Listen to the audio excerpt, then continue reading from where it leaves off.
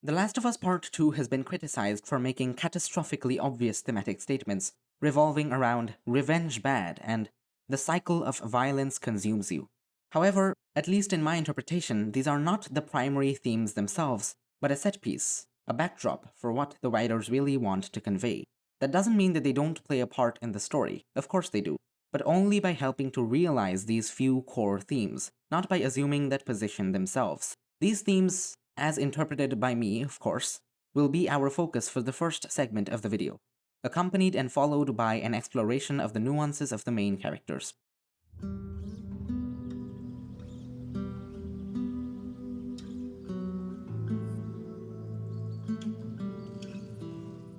The Last of Us Part 2 presents a sobering look at self-constructed narratives, exploring how we exalt them in our perception by acting out of a subconscious desire to validate and reinforce them, how we build them up till they resemble reality, how we continue to voluntarily relinquish our self-control to these fabrications in exchange for bolstering our belief in an escapist fantasy, and how, eventually, they begin to dictate us just as we once dictated them.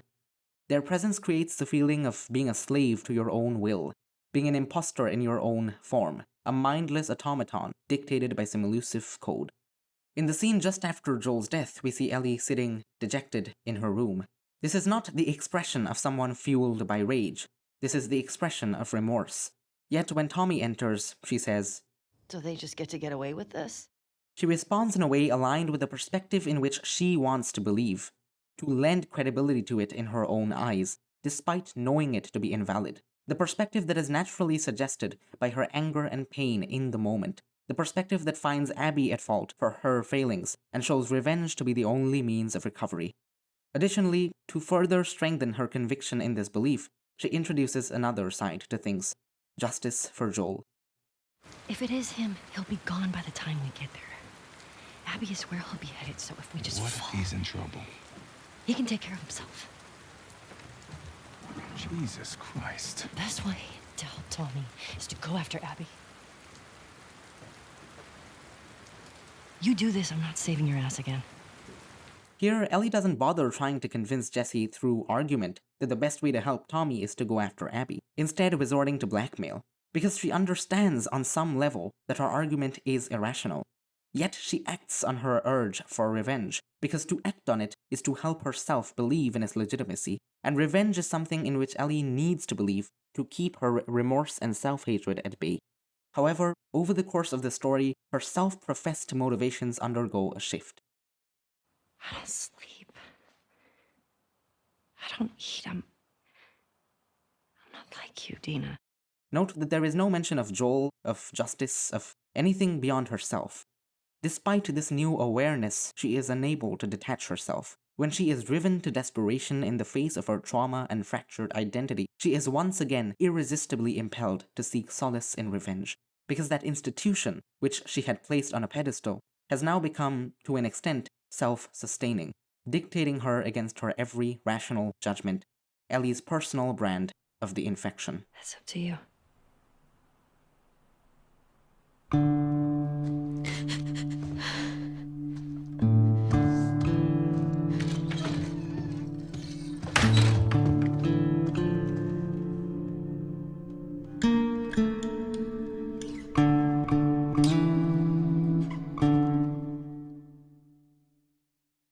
Some of the most beautiful things in the world are created out of denial. The city of Jackson was born out of denial. Denial of humanity's demise, of the fact that the human race had truly been obliterated, all its creations reduced to rubble, with no possibility of reinstating itself as a dominant life form. Ellie's relationship with Joel was made possible by her attempt to actualize an alternate reality, in which her denial over the loss of Riley, Tess, and Sam was legitimized, a reality where a vaccine would set everything right. Ellie's life at the farmhouse with Dina was a manifestation of her denial of her own trauma, her attempt to prematurely will herself out of her grief. And this is what makes reality so much harder to face. Not only is it ugly, but the alternative is often so easy to believe in and seemingly realize and get attached to when we adopt the correct filters. Ellie was able to deny the reality brought about by Joel's decision by distancing herself from Joel. This is because Joel served as a representative of that reality, the reality that prevented her from living the lie she wanted to believe. The lie of a world without grief, without degraded self-worth, without imminent loss looming over every moment of happiness. Similarly, Ellie was able to deny the existence of her unavoidable inner demons by distancing herself from the brutal world outside her domestic bliss. The patrols, the struggle for survival, even Tommy, who was as strong a reminder of the existence of these demons as possible. This is why the sudden shift to the scene at the farmhouse feels so jarring and ethereal. Ellie has subconsciously made choices required to create an environment as far separated from her trauma as possible, even though she is unable to attach herself to that environment due to a case of imposter syndrome.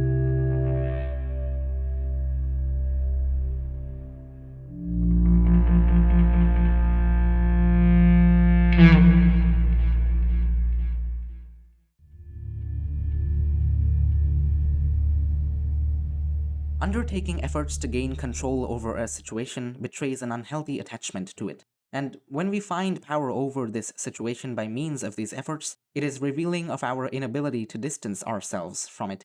And in such a case, we usually have the least choice in the matter. Ellie, for instance, had the least control over herself on her journey through Seattle, because it was indicative of her succumbing to her basest desires, her most primal actuations. She was least in possession of herself in this scene with Nora. Her wishes were the least aligned with her actions, even though she appeared to be in control of the situation. In this moment, her power, relative to Nora's, is at its uttermost. However, her actions are most reminiscent of Abby's actions in the scene of Joel's murder. In this moment, she is the furthest from whom she wants to be, from whom the player wants her to be, from whom Joel wanted her to be, the antithesis of everything Ellie. And she is the closest to her image of Abby. Similarly, Abby herself, in this scene, is dictated by factors beyond her understanding. Abby is unable to show restraint despite clearly feeling no catharsis from her blows. She continues her torture in the delusional hope of validating the lie of revenge, which she had nurtured for 4 years, in the hope that the relief would come with the next strike. Not only this, but she feels like she does not have the choice to stop, partially due to the sunk cost fallacy, partially because leaving Joel alive would be a recipe for disaster. Abby truly has no choice in the matter anymore. Now that she has brought down her weapon once, the only thing she can do in this moment is to bring it down again. Despite feeling and being the most powerful in the room, she has the least autonomy over her actions due to the deceptive nature of power.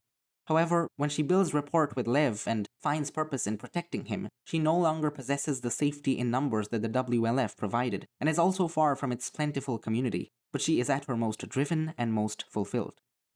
Only when weak may I carry my true strength. Similarly, when Ellie sits alone in the fog, having lost all her connections to all her loved ones, she possesses the most hope of being able to overcome her demons, the strongest sense of self-worth, and the most clarity about her relationship with Joel.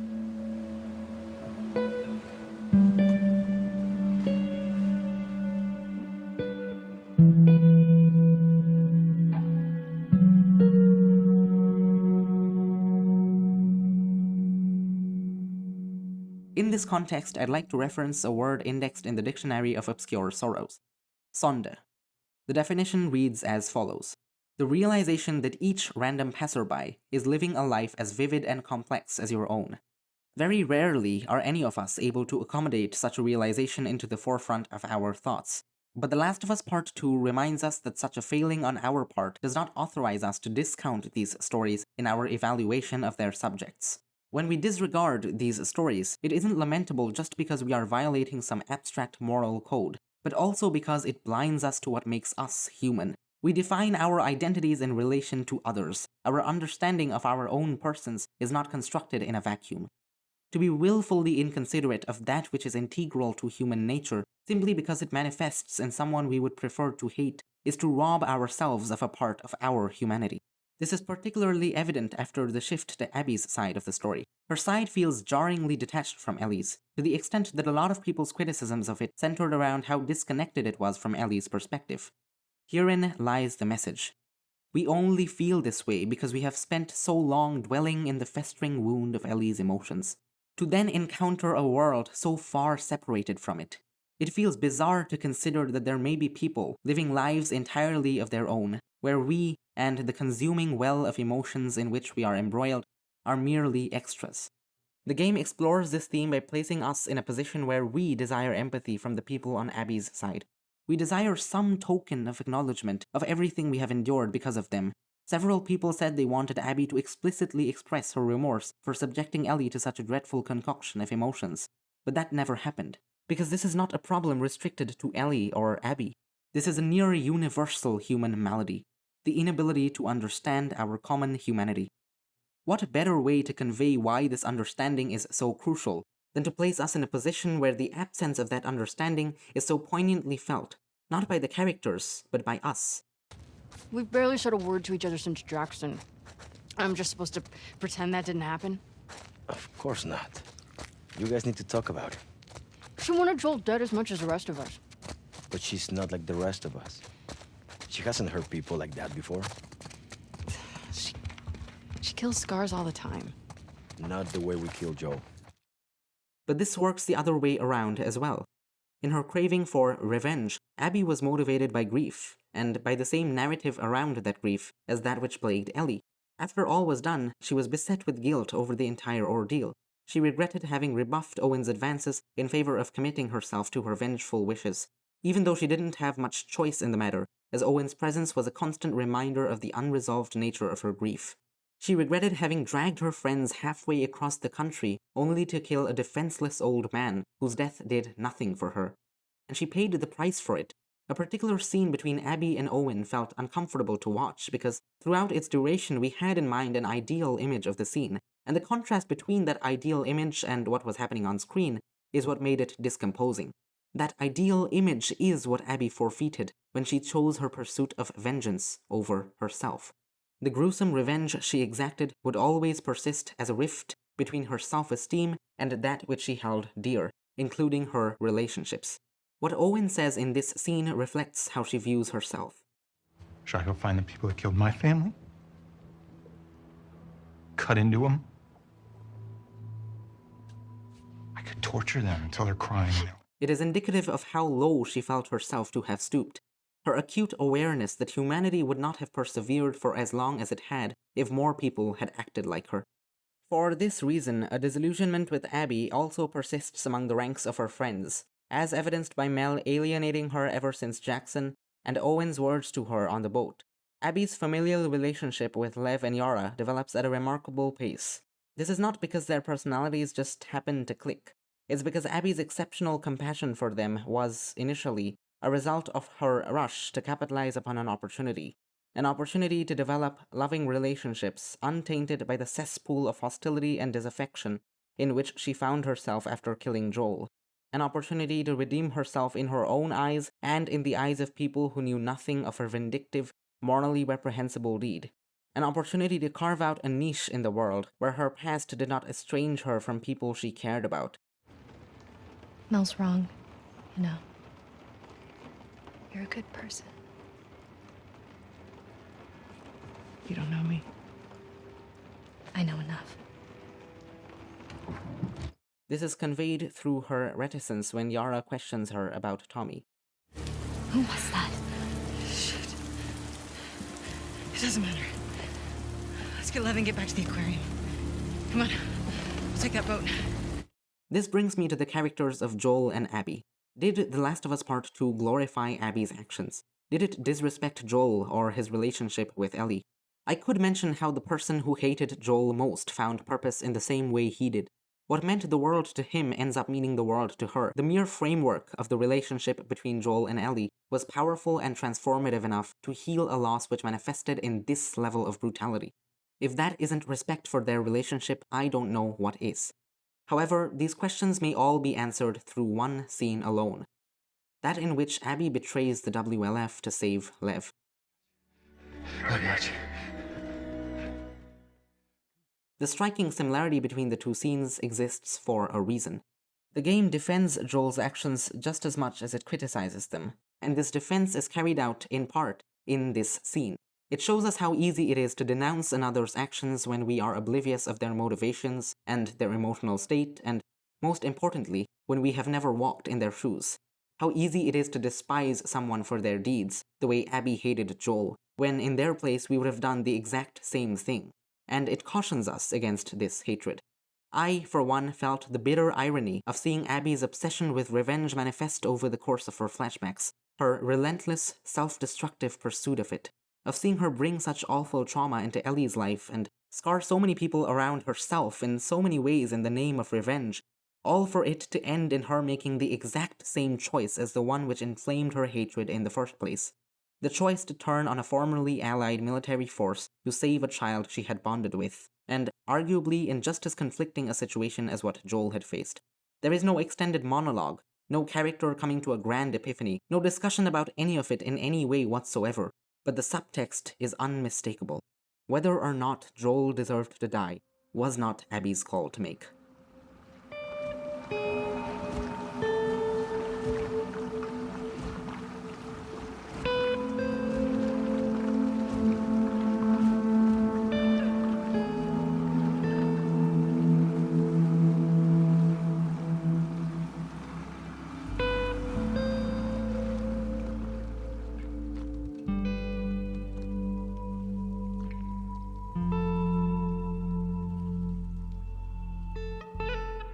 Every exchange in this world that may warrant forgiveness, on our part or on part of the injured party, is defined, in our perception, by how it reflects on us, as an observer, a perpetrator, or a victim.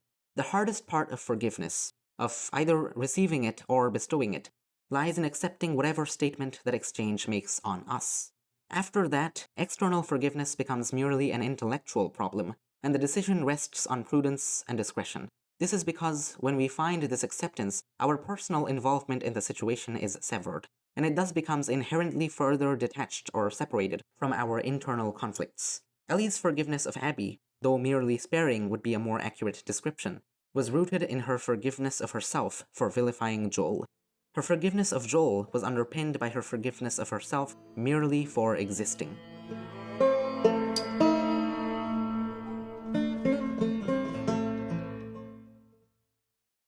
Ellie felt a need to validate the legitimacy of her existence, to justify it. She felt the need to prove to herself that fate had not erred in choosing her to be the one that lived. However, in the quest for a vaccine, seeing an alternate reality with a vaccine seemingly in reach, she began to believe in that alternate reality because it allowed her to deny the inevitability of loss. She wanted to feel assured that she was no longer vulnerable to the same grief and self-hatred as was caused by the deaths of Riley, Tess, and Sam. The prospect of a vaccine towards which she could directly contribute cleared a definite path for her to find this assurance.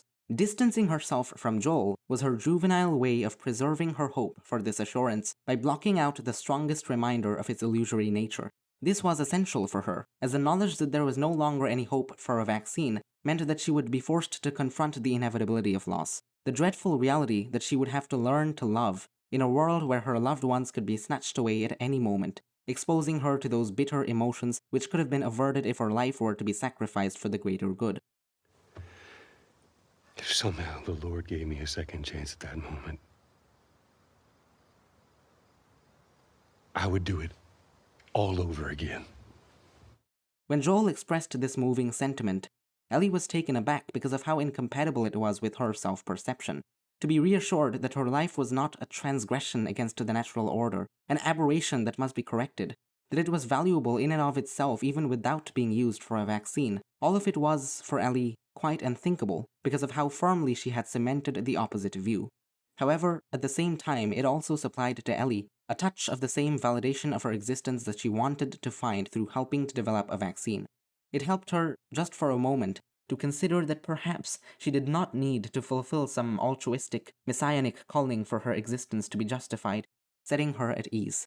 As for her fear of ending up alone, she was hesitant to love because she feared the loss that love entailed, but here was Joel, so intransigent in expressing his attachment to her, despite the inevitability of loss that loomed over their relationship, an inevitability which was, in fact, realized the very next day. Despite their relationship being so obviously damaged, despite her never having given Joel any reason to hope that it would ever mend, despite it being, as far as Joel could have known, a lost cause, he still did not regret trying to preserve it.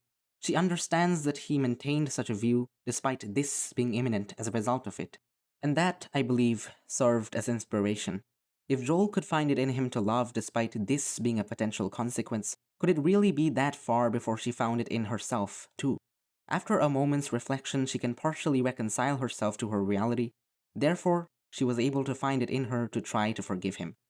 Note how drastically her tone towards him shifts, from angry to almost pitiful, the moment Joel recites these lines. I don't think I can ever forgive you for that.